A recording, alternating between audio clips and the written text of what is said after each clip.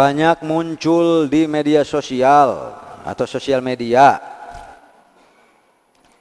bahwa ada doa khusus untuk terhindar dari penyakit stroke. Benarkah demikian? Jazakallah, semoga Ustadz sehat selalu, amin. Hadirin, memang ramai, ke saya juga yang ngirim.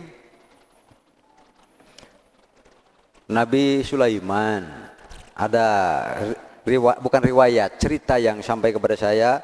Yang pertama, ada Nabi Sulaiman sedang di perjalanan. Tiba-tiba ada melihat makhluk. Disebutlah makhluk itu, man anta, katanya, siapa kamu? Yang ditanya menjawab, ar-rihul ahmar.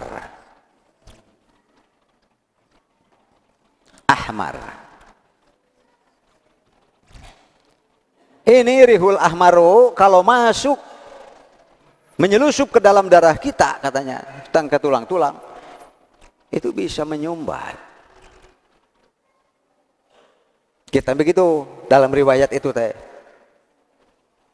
Maka Nabi Sulaiman memerintahkan bala tentara untuk hancurkan saja Sirihul Ahmar ini, katanya. Sebab ini bisa berbahaya bagi manusia. Oh tidak. Saya adalah makhluk yang tidak bisa dihancurkan dan akan hancur baru bersama kiamat nanti. Berarti Sirihul Ahmar, angin ini, darah merah apa? Angin merah. Ini akan terus ada, katanya. Itu dalam riwayat. Panjang teh yang kaitannya dengan Nabi Sulaiman. Ya. Kalau kena ke anak-anak pun katanya bisa tiba-tiba banyak saluran-saluran darah yang tersumbat, terutama yang seharusnya menjadi suplai darah ke kepala. Biasanya apa akibatnya kalau suplai darah ke kepala tersumbat atau terhambat? Ya, ada stroke yang stroke, Pak. Maka Rihul Ahmar ini dianggap penyakit stroke. Stroke teh apa? Kumaha nulisna teh stroke gitu tah. Jadi stroke, Pak.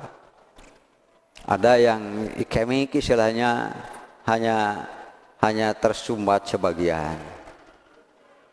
Tapi itu juga bisa mencederai secara waktu yang cukup lama.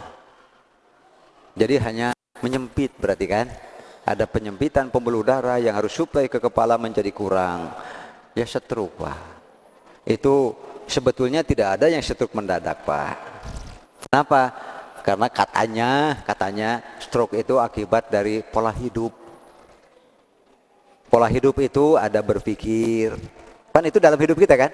Ada makan, ada istirahat, ada pola mengatur waktu dan sebagainya.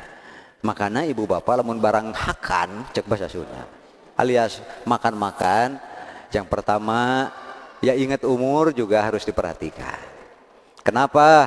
Karena makin menua, ya apa-apanya kita makin berkurang, termasuk daya cerna kan. Taulah sok disarwakeun teuing jeung baheula. Itu yang pertama. Biasanya juga umur, terutama kalau sudah menginjak angka 4, kepala 5, just be carefully istilahnya kan. Sebaiknya lebih hati-hatilah. Jangan seperti saya.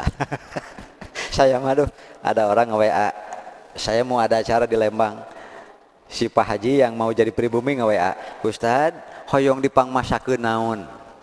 Saya ditanya, teuing atuh da ana mah sagala beuki, geus. Da memang atuh kumaha atuh. Kalau istilah Mang Jae, Ustad Jae mengatakan, nah cenanya Ustad Bawan, am cabe, am dage, jiga nanti ngeunahna teh sarua. Dihuap ka hiji nembuap kuap terakhir eureun sote ai eungap we tah kata teh. Harus hati-hatilah. Walau saya juga sedikit-sedikit dikurangi gitu ya. Rihul Ahmar. Bisa juga yang paling parah itu ketika sumbatannya sudah sangat menebal, sampai karena darah dipompa terus oleh jantung, yang akhirnya kan dia cari jalan ya. Ya, disebutlah pecah pembuluh darah. Biasanya itu maaf saja kalau sudah pecah pembuluh darah, levelnya memang berbeda-beda. Ada yang pembuluh darah langsung hilang kesadaran, koma seumur-umur, Pak. Sehingga kadang-kadang harus dibantu oleh ventilator atau apa? Yang niup-niup begitu, Pak. Ada yang dengan balon, gitu, Pak. Ada juga yang dengan mesin kan? Ya itu mah secara logika ya mah sebaiknya jangan ditunda-tunda terlalu lama. Kalau memang dia tidak bisa bernapas, jantung tidak berfungsi kecuali hanya bantuan. Nah, kalau diberi bantuan itu, apakah ada perbaikan kemampuan dari detak jantung atau tidak? Dari kembang kembisnya paru-paru atau tidak? Kalau sebetulnya 100% hanya tergantung kepada alat tadi, nyata mawayah nawe. Keluarga berkumpul, cepat ambil kesimpulan. Kasihan, jangan ditunda-tunda terlalu lama. Memang berat rasanya kan? Seolah-olah kita yang membunuh kan? Bukan. Konsultasi dengan ahlinya, seperti apa kemampuan alat ini. Kalau memang itu adalah jalan yang nantinya akan menjadi perbaikan organ, ya ditempuh sebisa-bisanya. Itu ya. Gitu tak Bapak Ibu, apakah ada ini lalu ternyata ada doanya Allahumma inni a'udzubika. Sampai doa ini disebut penangkal stroke. Penangkal stroke nih obat top ini nih. Allahumma inni a'udzubika